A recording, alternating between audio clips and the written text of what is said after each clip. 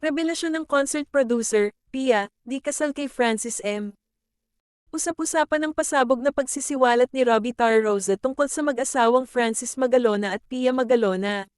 Si Robbie Tarroza ay concert producer ni Francis M na madalas makakwentuhan noong nabubuhay pa ito. Ayon sa kanyang Facebook post nitong ika-21 ng Oktubre, sinasabi niyang hindi umano kasal ang byuda ni Francis M sa kanya, dahil kasal ito sa ibang lalaki na may apelyidong Lim. May anak daw sila na nagngangalang Nicolo at Una. Hindi raw kasi legal ang diborsyo sa Pilipinas kaya hindi pa raw napawalang bisa ang kasal ni Pia sa sinasabing asawa nito. Wala kasi tayong divorce sa Pilipinas. But even with kasal, ang tanong, was Kiko married to Pia? No, she was married to another guy with last name Lim and they had a son, Nicolo and daughter Una, who many of us know this. Pia, huwag ka magpabiktima. Grabe ka, no one broke up your marriage, dear. You were never married in the Philippines, Ania. Okay mga palangga na mga magaganda at pogi. Here is my Francis Magalona story. I met Francis through Larry Scott, my album producer then, in 1992. We ran into Francis at a recording studio owned by Jose Mari Gonzalez, father of both Ana Margarita Gonzalez and Cristina Gonzalez Romualdez.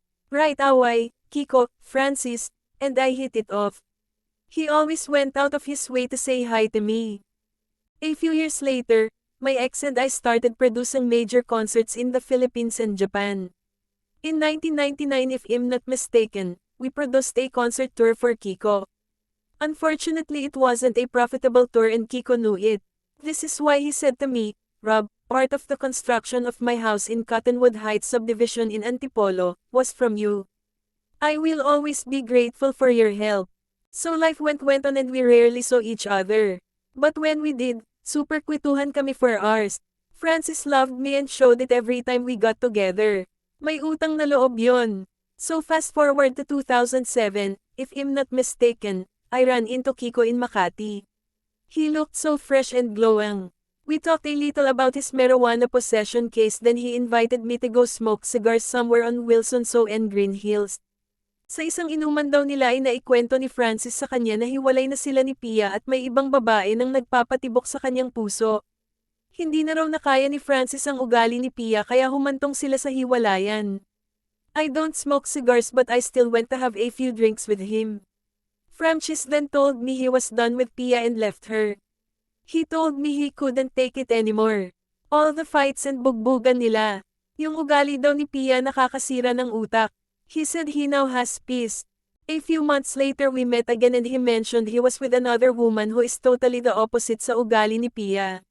He stressed ang sarap pala ng ganitong real love, Robski he called me Robski lol pang gangster ko yun. Francis and I kept in touch and I vowed to keep everything between us. I never had the chance to meet this girl he loved so much. Maybe one day I will, both her and Francis's love child. Yes, love child because she was conceived by real love. Francis wants the world to know about her. I'm sure he does. So for all you judgmental people that did not know the real story, Francis and Pia were already separated before he got into this amazing relationship. He deserved to experience real love at least once in his lifetime. I knew them both, Pia and Francis. I witnessed bloody fights between them. Very destructive and dysfunctional. He told me he only stayed for the kids and wished he was free from that FCK and BTCH. Those were his words. I know Kiko is watching all this and he knows what he wants for his children, all his children. Diba, mga kababayan ko? Naka-mention sa post ng isang Donald de la Fuente na hinihimok niyang magsalita rin tungkol sa isyu. Pumutok ang nakakalkal na isyong ito sa paglantad ni Abigail Ray, ang sinasabing ex-lover ni Francis M, sa pamamagitan ng Pinoy Pornstar vlog ni Boss Toyo. Kasabay ng paglantad ni Abigail ay ang pagpapakilala niya kay Gail Francesca, ang anak daw nila ng nakarelasyong master rapper. Eksklusibong nakapanayam ng balita si Tarroza tungkol dito at pinaninindigan niyang totoo ang kanyang mga nasabi sa nabanggit na viral Facebook post. Aniya sa pamamagitan ng mensaheng ipinadala sa Facebook Messenger, Pia never got an annulment from Lim. Kasal sila sa Hong Kong but not acknowledged in Manila. Yan ang sabi ni Francis sa akin before. Kawawa kasi mga bata, aniya. Natanong din ng balita kung ano ang intensyon niya kung bakit ipinost ang nabanggit na mga revelasyon. I was reading a lot of articles about this. Then I thought to myself, I should speak up. It's the right thing to do. Francis would want me to. People don't know how many times Francis contacted me, secretly, just to vent and tell me how miserable he was with Pia. Ang babaeng sinasabi naman niyang nagpatibok sa puso ni Francis nang maghiwalay umano sila ni Pia ay pinangalanan nitong Abby.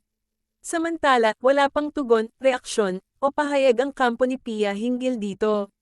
Nakipag-ugnayan ng balita sa kanyang email at social media platforms upang hingin ang kanyang panig o bersyon ng kwento subalit hindi pa siya tumutugon.